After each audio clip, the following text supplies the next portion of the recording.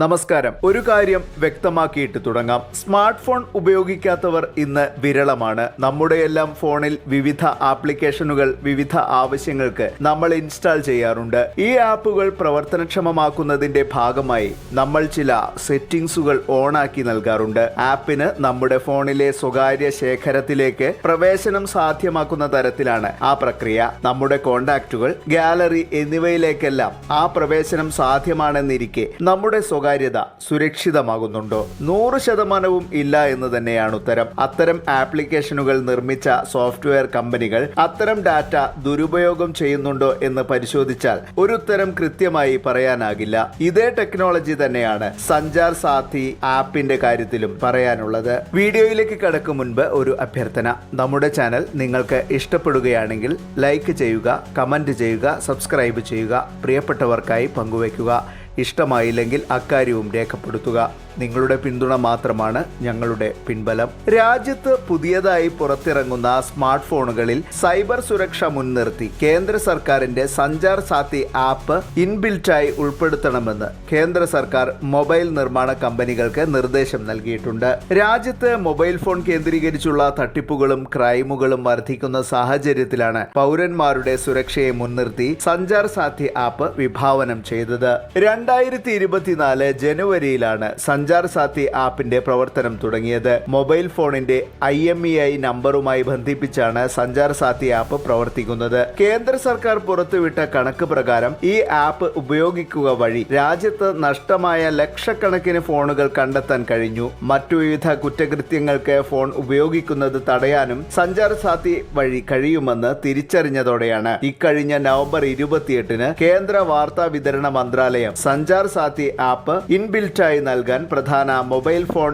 ഉത്പാദകരോട് നിർദ്ദേശം നൽകിയത്. നിലവിൽ വിതരണത്തിലുള്ള ഫോണുകളിൽ അപ്ഡേഷൻ സമയം ആപ്പ് ഉൾപ്പെടുത്തണമെന്നും ഇത് ഉപഭോക്താക്കൾ ഡിലീറ്റ് ചെയ്യുന്നില്ലെന്നും ഉറപ്പാക്കാൻ നിർദ്ദേശത്തിലുണ്ട്. മൊബൈൽ ഫോൺ നിർമ്മാണ കമ്പനികൾക്ക് ഇക്കാര്യം നടപ്പാക്കാൻ 90 ദിവസത്തെ സമയമാണ് കേന്ദ്ര സർക്കാർ അനുവദിച്ചിരിക്കുന്നത്. മൊബൈൽ ഫോൺ ഉപയോഗിച്ചുള്ള സാമ്പത്തിക കുറ്റകൃത്യങ്ങൾ വളരെ വർദ്ധിച്ചു വരുന്നത് ആശങ്കാജനകമാണ്. IMEI നമ്പർ പകർത്തിയാണ് പല കുറ്റകൃത്യങ്ങളും നടക്കുന്നതെന്ന് ബോധ്യപ്പെട്ടതിനെ തുടർന്നാണ് രാജ്യസുരക്ഷയെ കൂടി മുൻനിർത്തിക്കൊണ്ട് ടെലികോം മേഖല സൈബർ സുരക്ഷ ശക്തമാക്കുന്നത്. ഈ നീക്കത്തിനെതിരെ പ്രതിപക്ഷം പതിവ് പോലെ വാളോങ്ങി നിൽക്കുന്നുണ്ട്. ജനങ്ങളുടെ സ്വകാര്യതയിലേക്കുള്ള കടന്നുകയറ്റമായാണ് എതിർക്കാനുള്ള പ്രധാന കാരണമായി ഇവർ പറയുന്നത്. ഡിജിറ്റൽ യുഗത്തിലെ സ്വകാര്യതാ സങ്കല്പം എത്രമാത്രമെന്ന് വീഡിയോയുടെ തുടക്കത്തിൽ നമ്മൾ പറഞ്ഞു കഴിഞ്ഞു. അതല്ലാത്തൊരു സ്വകാര്യതാ പ്രശ്നം സാധാരണക്കാരൻ അവന്റെ സാമാന്യ രീതിയിൽ മൊബൈൽ ഫോൺ ഉപയോഗിച്ച് ചെയ്യുന്നില്ല. എന്നാൽ മൊബൈൽ ഫോൺ മുഖേന സാമ്പത്തിക തട്ടിപ്പുകൾ,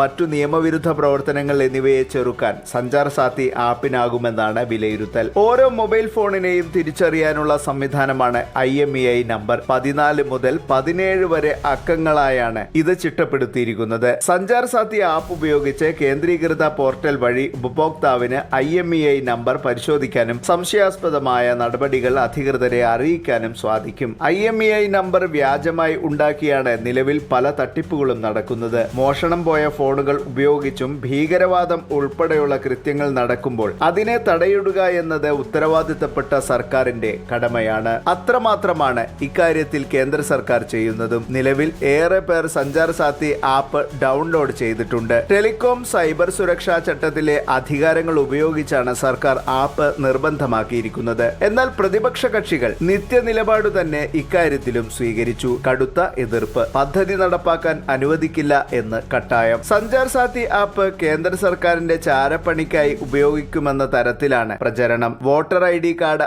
ആധാറുമായി ബന്ധിപ്പിക്കണമെന്ന് കേന്ദ്രം നിർദ്ദേശിച്ചപ്പോഴും ഇതേ നിലപാടായിരുന്നു പ്രതിപക്ഷത്തിന്. ആധാർ കാർഡ് റേഷൻ കാർഡുമായി ബന്ധിപ്പിക്കാൻ പറഞ്ഞപ്പോഴും ബാങ്ക് അക്കൗണ്ട് ആധാറുമായി ബന്ധിപ്പിക്കാൻ പറഞ്ഞപ്പോഴും മറിച്ചായിരുന്നില്ല പ്രതിപക്ഷത്തിന്റെ ഉറച്ച തീരുമാനം. പക്ഷേ അതെല്ലാം നടപ്പായി എന്ന് നമുക്ക് വ്യക്തമാണല്ലോ. എന്തായാലും ഈ വിഷയത്തിൽ ഭാരതത്തെ ഉത്തര കൊറിയയുമായി ചില ഇടത് ബുദ്ധിജീവികളെന്ന് അവകാശപ്പെടുന്നവർ താരതമ്യം ചെയ്തിരിക്കുകയാണ്. ഇവരുടെയൊക്കെ മാതൃസംഘടനാ രാജ്യങ്ങളിൽ ഇങ്ങനെയൊരു സംവിധാനം ഉണ്ടോ എന്ന് ഒന്ന് പരിശോധിക്കുക. അക്കാര്യം അണികൾക്ക് മുന്നിൽ അവതരിപ്പിക്കുകയും ചെയ്യുക എന്നൊരു എളിയ നിർദ്ദേശം ഇവിടെ വെക്കുന്നു. ഇനി സാക്ഷാൽ കോൺഗ്രസിന്റെ ഊഴത്തിനായി കാത്തിരിക്കുകയാണ്. ബഹുമാന്യനായ പ്രതിപക്ഷ നേതാവ് രാഹുലിന്റെ നിലപാടും സിദ്ധാന്തവും കാത്തിരിക്കുകയാണ് ഭാരതം. പിന്നെ മാധ്യമങ്ങൾ, പ്രത്യേകിച്ച് മാധ്യമരംഗത്ത് സർജിക്കൽ സ്ട്രൈക്ക് നടത്തുന്നവരുടെ നിലവിളി ഇവിടെ അസഹ്യമായി തുടരുകയാണ്.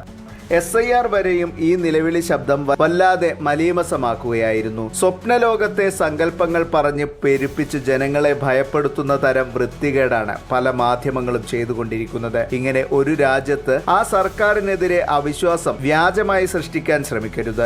SIR നടപ്പാക്കുന്നത് ഒരു വിഭാഗം ജനങ്ങളെ പാകിസ്ഥാനിലേക്ക് അയക്കാൻ വേണ്ടിയാണെന്നാണ് ചെറിയ കുട്ടികൾ പോലും കരുതിയിരിക്കുന്നത്. അനധികൃതമായി രാജ്യത്തു കടന്നുകൂടിയ ബംഗ്ലാദേശികളെ അസമിൽ നിന്നും ഒഴിപ്പിച്ചപ്പോൾ മലയാളത്തിലെ ഒരു തലതിരിഞ്ഞ ചാനൽ നൽകിയ തലക്കെട്ടിൽ പ്രധാന സ്ഥാനം മതത്തിനായിരുന്നു. ഇത്തരം സൈബർ യുദ്ധങ്ങളുടെ മനഃശാസ്ത്രം മനസ്സിലാക്കി തന്നെ പറയട്ടെ, ഇത്തരം കാര്യങ്ങൾ കാണിച്ച് ആത്മനിർവൃതി ഉണ്ടാക്കുമ്പോൾ നിങ്ങളെ വിശ്വസിക്കുന്നവർ ഏതവസ്ഥയിലാകും എത്തുകയെന്ന് കൂടി ചിന്തിക്കണം. ഒടുവിൽ അവർ സത്യം മനസ്സിലാക്കുമ്പോൾ നിങ്ങൾക്ക് എന്ത് സംഭവിക്കുമെന്നും ഓർക്കുന്നത് നല്ലതാണ്. നമ്മുടെ വ്യക്തിപരമായ സുരക്ഷ, ഒപ്പം രാജ്യസുരക്ഷ ഉൾപ്പെടെയുള്ള കാര്യങ്ങൾക്കായാണ് സഞ്ചാർ സാത്തി ആപ്പ് ഉപയോഗിക്കുന്നത്. ഇന്ത്യൻ ഫോൺ നമ്പറുകൾ ഉപയോഗിച്ച് വിദേശത്ത് നിന്നും കോളുകൾ വന്നാൽ റിപ്പോർട്ട് ചെയ്യണമെന്ന് ട്രായ് നമുക്ക് മെസ്സേജ് അയക്കുന്നില്ലേ? അതിനർത്ഥം നമ്മൾ ഓരോരുത്തരുടെയും സിം കാർഡുമായി ഒരു അപരൻ ഉണ്ടായിക്കൂടുന്നില്ല എന്നതാണ്. അതില്ലെന്ന് നമുക്ക് തന്നെ ഉറപ്പുവരുത്താൻ കൂടിയാണ് സഞ്ചാർ സാത്തി ആപ്പ്. മറ്റൊരു വീഡിയോയുമായി വീണ്ടും വരാം. നന്ദി, നമസ്കാരം.